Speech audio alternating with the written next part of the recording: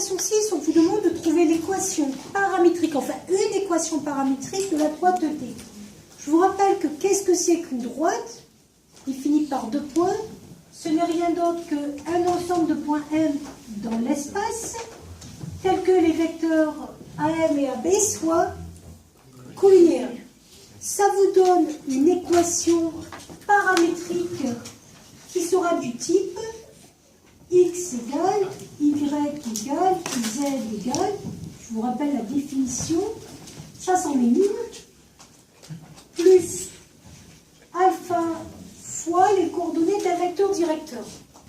Et là, j'ai pris quoi comme vecteur directeur? AB. Et si j'avais voulu me simplifier la vie, j'aurais pris quoi comme vecteur directeur? Donnez-moi un autre vecteur directeur qui est plus facile. 0. Eh bien, moi, je vous dis que 2, 1, moins 3, c'est un vecteur directeur. Pourquoi 2, 1, moins 3, c'est un vecteur directeur? C'est proportionnel. Parce que c'est proportionnel. En vrai, j'ai divisé par moins 2. Moins 4 divisé par moins 2, 2. Moins 2 divisé par moins 2, 1. 6 divisé par moins 2, moins 3. Ça veut dire que, est-ce que je vais avoir une seule équation paramétrique? Non, j'en aurai une infinité. Vous choisissez celle que vous voulez, il faut en trouver une. Vous les comprenez quoi comme vecteur directeur? AB ou U? Si vous voulez. Si je prends U, ça va faire fois 2, fois 1, fois moins 3. Et là, il suffit de faire quoi maintenant? De remplacer par les coordonnées de A. Je vous rappelle que sur votre feuille, il y a les coordonnées de A. Les coordonnées de A sont moins 1, 0, 1. Donc ça donne moins 1, 0, 1, plus 2 alpha, plus alpha, moins 3 alpha.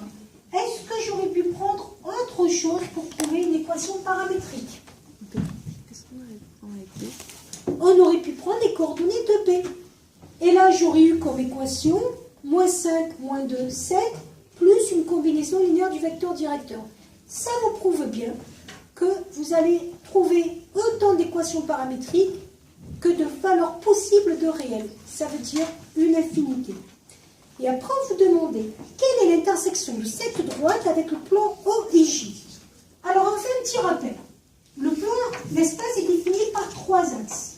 L'axe des abscisses, l'axe des ordonnées, et le troisième axe, on l'avait appelé comment? L'axe des côtes, sans accent circonflexe. Et donc, si vous êtes dans le plan O et J, il y a une particularité des points qui sont dans ce plan. Ils ont une cote nulle. S'ils ont une cote nulle, c'est que pour ces points, Z égale 0. Et vous voulez l'intersection d'une droite par rapport à ce plan d'une droite D. Qu'est-ce que vous allez faire pour trouver le point intersection? Vous allez dire quoi? Que le point est à la fois dans le plan. S'il est dans le plan, c'est qu'il vérifie Z égale 0. Mais que... Le vecteur entre l'origine et le point qu'on cherche peut s'écrire en combinaison linéaire des Oui, vecteurs alors, on a plus facile, hein, je vous rappelle qu'on a fait une équation paramétrique étroite. Le point est dans le plan. Donc, Z égale 0. Mais le point est aussi sur la droite.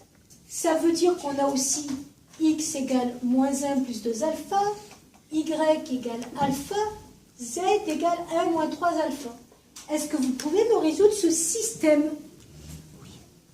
Alors, il est assez facile à résoudre parce que z égale 0, z égale 1 moins 3 alpha, ça va vous permettre de trouver quoi? Alpha, c'est ce qu'on va faire. 0 égale 1 moins 3 alpha. Ça revient à dire que alpha égale 1 tiers. Quand vous avez trouvé alpha, qu'est-ce que vous allez faire? Oui. Y, il est égal à... Y est égal à alpha. Oui. Alpha. Ah oui, non, pardon. C'est moi qui ai mal fait, excusez-moi. Quand vous avez trouvé alpha, comment vous allez trouver toutes les autres coordonnées? On remplace. Ça donne que x égale moins 1 plus 2 fois 1 tiers, y égale 1 tiers, z égale 0. Et le point que vous cherchez, il aura pour coordonnée moins 1 tiers, 0. Et d'ailleurs, si je voulais le représenter, il serait où ce point? Moins 1 tiers sur l'axe des x, donc il est où? Par là. Moins 1 tiers sur l'axe des y, il est où? Par là. Et 0 dans l'axe des côtes. Parce que 1 tiers, c'est pas bon. Ah, c'est 1 tiers, pardon, donc il est dans l'autre sens. Et 0 sur l'axe des côtes. Donc le point que vous cherchez, en vrai, il est ici. Donc votre droite, elle passe ici. Alors attention, telle que vous la voyez, la droite, elle est bien derrière. Vous en rendez compte ou pas? Elle est derrière le plan que vous avez devant vous.